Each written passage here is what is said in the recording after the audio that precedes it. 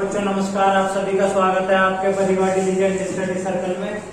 तो विलियन चैप्टर की 3rd class है। आज टॉपिक स्टार्ट हो रहा है हमारा मोललता। अब मोललता होती क्या है? सबसे पहले परिभाषा देखो मोललता की। किसी पदार्थ के मोलों की वह संख्या जो 1 किलोग्राम विलायक में घुलित हो उसे उसकी मोललता कहते हैं। अब इसका मतलब क्या है? अब तक सांद्रता के बारे में पढ़ा। सांद्रता होती है घुलने की क्षमता। अब सांद्रता को मोलरता, मोललता, मोल प्रभास, द्रव्यमान प्रतिशतता, भार प्रतिशतता, इन सब से दर्शाया। अगर मोललता मान के चलो मेरी कुछ मैंने सोल्व करा और मोललता आ गई 5 मोलल। इसका मतलब क्या है? इसका मतलब यह है कि जो विलय हमारा घुला हुआ है उसके 5 मोलल जो पार्ट है वो विलयन में घुला हुआ है। सांद्रता मतलब घुलने की क्षमता, और जितनी ज्यादा मोलरता जितनी ज्यादा मोललता उतनी ही ज्यादा उसकी सांद्रता। ठीक, विलयन के बारे में पता ही है, 2 चीजों से मिलकर बनता है, विलय से और विलायक से। तो विलय छोटा पार्ट है और विलायक कौन है? जो बड़ा पार्ट है। तो परिभाषा ये कहती है कि किसी पदार्थ के मोलों की वह संख्या जो 1 किलोग्राम विलायक में घुलित तो उसे उसकी मोललता कहते हैं। फॉर्मूला देखो, सबसे पहले इसे दर्शाते हैं स्मॉल एम से। मोललता को स्मॉल एम से दर्शाते हैं, और इसकी जो इकाई होती है वो होती है मोल प्रति किलोग्राम या मोलल। जैसे मोलरता की इकाई थी मोलर, ऐसे ही मोललता की इकाई होती है मोलल। अब फॉर्मूला देखो, पहले शब्दों में ही लिख रहा हूं मैं। मोललता बराबर विलय के मोलों की संख्या, विलय के मोलों की संख्या बटे विलयन का द्रव्यमान। विलायक का द्रव्यमान किसमें होना चाहिए? किलोग्राम में। ठीक, फॉर्मूला रटने की जरूरत ना, सिर्फ परिभाषा से फॉर्मूला बन जाएगा। यहाँ पे दिख रहा था मोलों की संख्या किसमें घुल रही है? विलायक में। तो ऊपर कौन आ गए? विलय के मोलों की संख्या बटे में विलायक का द्रव्यमान किसमें होना चाहिए? किलोग्राम में होना चाहिए। अगर बाई चांस ये किलोग्राम में नहीं दे रखा, ये है ग्राम में, तो ग्राम को किलोग्राम में बदलोगे। अब ग्राम में 1 किलोग्राम में कितने ग्राम होते हैं? 1000 ग्राम। जब ग्राम को किलोग्राम में बदलोगे तो यहाँ पे 1000 के भाग करोगे, और जब भाग करोगे तो 1 बटे यहाँ पे लग रहा है, 1 नीचे लग जाएगा, तो ये रेसिप्रोकल होकर ऊपर पहुंच जाएगा। तो फॉर्मूला बन जाएगा, मोललता को लिखो स्मॉल एम से, और जो विलय के मोलों की संख्या है वो किससे दर्शाते हैं? एन से, और द्रव्यमान दर्शा दिया मैंने डब्ल्यू से। अगर ये बाई चांस ग्राम में दे दिया तो ग्राम में दे रखा है तो उसे बदलेंगे किलोग्राम में, और किलोग्राम में बदलने के लिए कर देंगे 1000 की भाग। जब मैंने यहाँ 1000 नीचे लगाया तो वो 1000 ऊपर पहुंच जाएगा। तो फॉर्मूला बनेगा n बटे डब्ल्यू, अगर ग्राम में है, और ऊपर गुणा 1000। तो ये फॉर्मूला बन गया मोललता का। बात समझ में आई यहाँ तक? सबसे पहले परिभाषा, किसी पदार्थ के मोलों की वह संख्या जो 1 किलोग्राम विलायक में घुलित हो उसे उसकी मोललता कहते हैं। बात आती है किससे डिनोट करते हैं? इसे दर्शाते हैं स्मॉल एम से। इसकी जो यूनिट होती है वो होती है मोल प्रति किलोग्राम, या दूसरी यूनिट अगर बोले इसी नाम से आइए मोललता से मोलल। फॉर्मूला बनेगा विलय के मोलों की संख्या बटे विलायक का द्रव्यमान, किसमें? किलोग्राम में होना चाहिए। अगर इसे ये ग्राम में दे दिया तो ग्राम को किसमें चेंज करोगे? किलोग्राम में। जब किलोग्राम में चेंज करोगे तो 1000 की भाग करी, और जब भाग करी तो यहाँ पे 2 बटे आ गए, तो ये घूमकर पहुंच गया ऊपर, तो ये बन गया। अब n/w लिख दिया। अब बात आती है मोलों की संख्या कैसे निकालेंगे। मैंने पिछली क्लास में बताया, देख लो दोबारा। मोलों की संख्या, मोलों की संख्या निकालते हैं द्रव्यमान बटे अणुभार। द्रव्यमान बटे अणुभार, जो भी विलय का द्रव्यमान है अगर उसमें उसके अणुभार से भाग कर दूं तो विलय के मोलों की संख्या निकल जाएगी। द्रव्यमान को दर्शा दिया मैंने स्मॉल डब्ल्यू से, और अणुभार को कैपिटल एम से दर्शा दो। तो फॉर्मूला क्या बनेगा? एन की जगह मैं लिख दूंगा W/m। तो स्मॉल एम बराबर W/m गुणा बड़ा W गुणा 1000। ये फॉर्मूला बन गया मोललता का। अब अगर इस तरीके से फॉर्मूला लिख रहे हो तो यहाँ पे लिखना पड़ेगा तुम्हें कि छोटा W है विलय का द्रव्यमान, विलय का द्रव्यमान, बड़ा W है यहाँ पे विलायक का द्रव्यमान,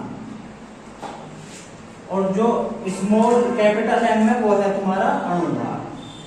ऐसे लिखना क्योंकि तुमने ये लिख दिया, अब अगले इंसान को क्या पता यहाँ पे m का क्या मतलब है या w का क्या मतलब है।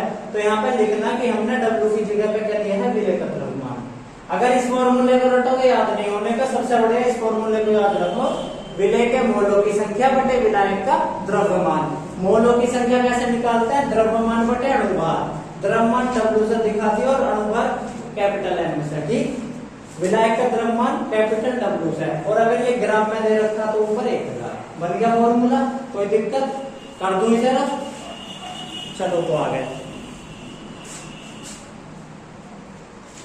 अब एक सवाल बोल रहा हूं, सवाल लिखो। अब मोललता का न्यूमेरिकल लिखो। यदि 5 ग्राम NaOH, यदि 5 ग्राम NaOH 200 ग्राम जल में, यदि 5 ग्राम NaOH 200 ग्राम जल में घुलित है, 200 ग्राम जल में घुलित है, तो विलयन की मोललता ज्ञात कीजिए।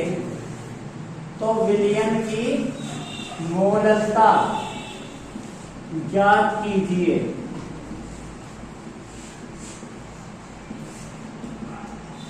देखो भाई, सवाल कह रहा है यदि 5 ग्राम NaOH 200 ग्राम जल में घुलित है तो विलयन की मोललता ज्ञात कीजिए। सबसे पहले अगर कोई भी न्यूमेरिकल आता, सब सुन लो ध्यान से, कोई भी न्यूमेरिकल आ रहा है किसी भी सब्जेक्ट में, चाहे फिजिक्स में आ रहा है, केमिस्ट्री में आ रहा है, सबसे पहले लिखो जो डाटा उसने दे रखा। तो उसने दे रखा कि विलेय कौन है, जो मात्रा में कम है। अब 200 में और 5 में छोटा कौन है, 5 ग्राम। तो इसका मतलब जो NaOH है वो हो गया विलेय। तो सबसे पहले लिख लो कि विलेय कौन है यहाँ पे, NaOH। कितना दे रखा, 5 ग्राम। तो ये क्या बचा, ये बचा विलायक। विलायक कितना दे रखा, विलायक दे रखा है 200 ग्राम, 200 ग्राम। और निकालनी है मोललता। तो मोललता कहती है विलेय के मोलों की संख्या बटे विलायक का द्रव्यमान। अब सबसे पहले मुझे विलेय के मोल निकालने हैं, तो निकालो विलेय के मोलों की संख्या, विलेय के मोलों की संख्या कैसे बताइए, द्रव्यमान बटे अणुभार, ठीक। द्रव्यमान विलेय का कितना है, 5 ग्राम। अणुभार निकाल दो, NaOH, Na का होता है 23, ऑक्सीजन का होता है 16, हाइड्रोजन का होता है 1, तीनों को जोड़ोगे तो कितना आ जाएगा, 40। मोलों की संख्या निकाल। तो विलेय के मोलों की संख्या होती है द्रव्यमान बटे अणुभार। द्रव्यमान कितना दे रखा है यहाँ पे, 5। अणुभार कितना निकाला भी, 40। काट दो तो कितना आ जाएगा, 1/8। मोलों की संख्या निकल गई। अब बात करें मोललता की, तो मोललता का फॉर्मूला लगा दो। मोललता होती है विलेय के मोलों की संख्या बटे विलायक का द्रव्यमान, विलायक का द्रव्यमान। देखो भी ध्यान से सुनो, जरूरी ना है फॉर्मूला तुम W/W इंटू M इंटू 1000 लिखो। अगर तुम ऐसे भी लिख रहे हो फॉर्मूला, कोई दिक्कत नहीं है, नंबर पूरे मिलेंगे। बात यह है तुम्हें पता होना चाहिए ऊपर मोलों की संख्या आएगी, चाहे तुम उसे N से नोट करके लिखो, चाहे फिर डायरेक्ट शब्दों में लिख दो मोलों की संख्या, कोई दिक्कत नहीं। जो तुम्हें आसान लग रहा है काम वो करो। तो मोलों की संख्या की कितनी निकाली है मैंने, 1/8। विलायक का द्रव्यमान कितना दे रखा है, 200, तो यहाँ पर रख दो 200। और ग्राम में तो ऊपर क्या हो जाएगा, 1000 की गुणा 200 से काट दो 1000 5 बार, तो 5/8। पॉइंट लगा तो 0, 50 हो गया। 8 × 48, 816, 8 पंजे 40। तो उत्तर आ गया 0.625 मोलल। उत्तर क्या आया, 0.625 मोलल। बात समझ में आई। सबसे पहला सवाल पढ़ोगे, जो डाटा दे रखा है उसे लिखो। इसमें दे रखा 5 ग्राम NaOH, तो विलेय का द्रव्यमान कितना है, 5 ग्राम। विलायक कितना है, 200 ग्राम। NaOH का अणुभार निकाला मैंने, 40 आ गया। फॉर्मूले में पुट कर दिया, द्रव्यमान बटे अणुभार, सोल्व करा, मोलों की संख्या 1/8 आ गई। फॉर्मूला लगाया, मोलों की संख्या बटे विलायक का द्रव्यमान, 1/8 गुणा 200 ऊपर 1000। 1000 की क्यों करिए ऊपर गुणा, क्योंकि किलोग्राम में बदला है ग्राम को, इस वजह से। सोल्व करो, उत्तर आ गया। समझ में आया सवाल? कोई दिक्कत? आगे चलो। अब इसी सवाल से देखो 3 टाइप बन जाएंगे। अभी मोललता पूछ ली, अगर सवाल में विलायक का द्रव्यमान दे दे और मोललता दे दे तो क्या पूछ लेगा? मोलों की संख्या। अगर मोलों की संख्या दे देगा, मोललता दे देगा तो क्या पूछ लेगा? विलायक का द्रव्यमान। तो एक ही फॉर्मूले से 3 टाइप के सवाल बन जाएंगे। अब एक टाइप का सवाल लिखा रहा हूं, लिखो। यदि 20% NaOH, सवाल लिखो और बढ़िया टाइप का समझो इसे। यदि 20% NaOH जल में घुलित है, यदि 20% भार अनुसार लिख लो W/W, यदि 20% W/W NaOH जल में घुलित है, जल में घुलित है, तो उसकी मोललता ज्ञात कीजिए। तो उसकी मोललता ज्ञात कीजिए।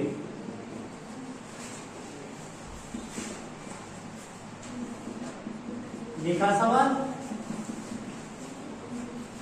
देखो भाई, इसने दे रखा 20% W/W NaOH जल में घुलित है तो मोललता ज्ञात करनी है। अब ना तो इसने हमें विलेय का द्रव्यमान दिया, ना विलायक का दिया, सिर्फ क्या दे दिया? परसेंटेज दे दी। अब कितने परसेंट दिया हुआ है इसने? 20%। अब W/W का क्या मतलब है? W/W का मतलब है ये भार अनुसार है, यानी कि 20% उसका भार है। किसमें? विलायक में। तो विलायक भी किसमें है?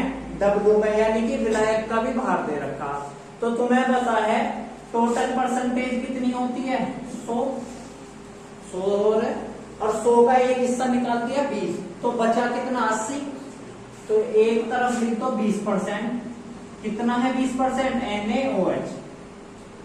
दूसरा जब 100 में से 20 घट गए तो कितना बचा? 80। तो 80% क्या हो गया तुम्हारा? जल। इतनी बात समझ में आई? अब मैंने मान लिया कि 100% बराबर 100 ग्राम है। 100% बराबर कितना मान लिया? 100 ग्राम। अब ग्राम ही क्यों माना है? ग्राम ही क्यों माना, लीटर क्यों नहीं माना? क्योंकि यहाँ पे उसने दे रखा भार अनुसार, और भार किस में नपता है? ग्राम में। इसीलिए मैंने माना 100% बराबर 100 ग्राम। तो जब 100% का 100 ग्राम है तो 20% कितना हो गया? 20 ग्राम। और 80% कितना हो गया? 80 ग्राम। यहां तक कोई दिक्कत? 80 छोटा या 20 छोटा? इतनी तो पता है। तो छोटा कौन है? 20। और जो छोटा वही क्या होता? विलेय। तो इसने दे दिया विलेय का द्रव्यमान कितना है? 20 ग्राम।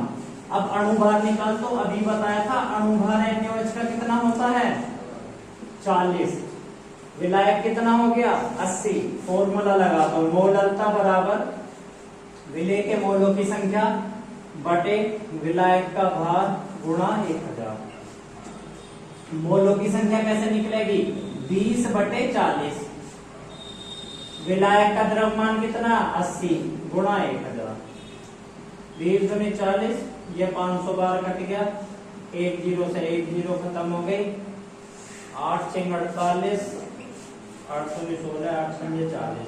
तो मोललता आ गई 6.25 मोलल। मोललता कितनी आ गई? 6.25 मोलल। बात समझ लो एक बार फिर से।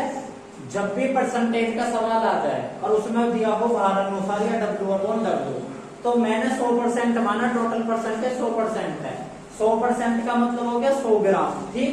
अब 100 ग्राम का 20% कौन है? विलेय। तो बाकी का 80% कौन बचा? विलायक। 100% मैंने 100 ग्राम मान लिया, तो 20% कितना हो गया? 20 ग्राम। तो 80% कितना हो गया? 80 ग्राम। तो 20 ग्राम NaOH, 80 ग्राम कौन है? जल। तो विलेय का भार कितना आ गया? द्रव्यमान 20 ग्राम। अणुभार कितना आ गया NaOH का? 40। विलायक कितना है? 80। अब इतनी पता लगी, जो छोटा वो विलेय है और जो बड़ा है वो विलायक है। मोललता का फॉर्मूला लगाया। फॉर्मूले में मोललता होती क्या? विलेय के मोलों की संख्या बटे विलायक का द्रव्यमान गुणा 1000। अगर किलोग्राम में होता तो ऊपर 1000 नहीं लेते।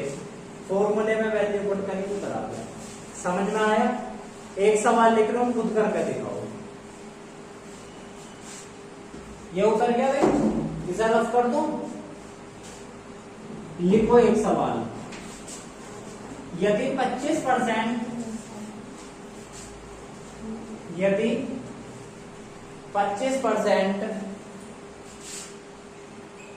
W/W NaCl जल में घुलित है तो उसकी मोललता ज्ञात कीजिए। यदि 25% W/W NaCl जल में घुलित है तो उसकी मोललता ज्ञात कीजिए।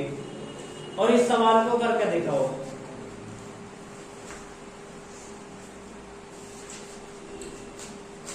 बताओ इसका क्या उत्तर आया।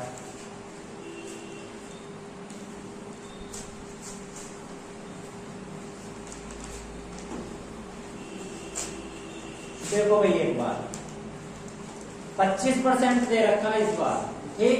टोटल परसेंटेज मान लो कितनी होती है 100 का 25%, तो ये काट दिया 25 है, 25 चौका 100, एक जीरो आ गई, 25 दिया 75, सोल्व कर दो।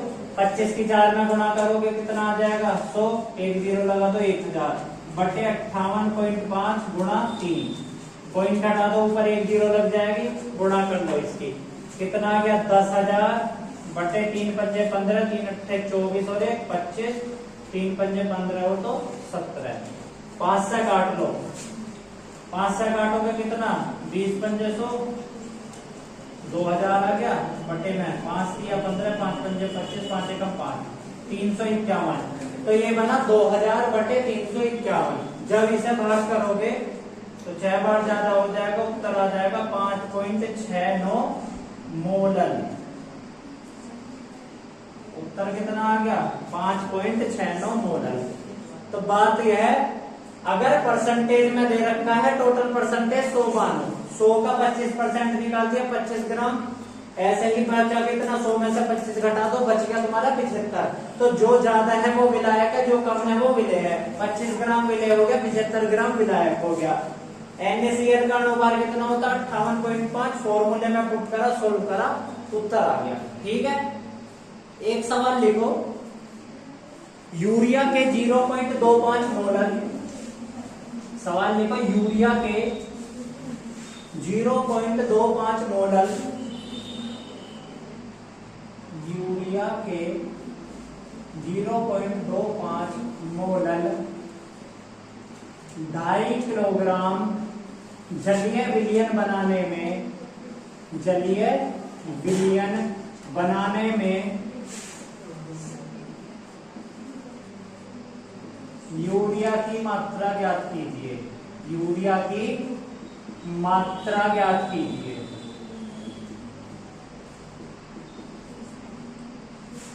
लिखो सवाल।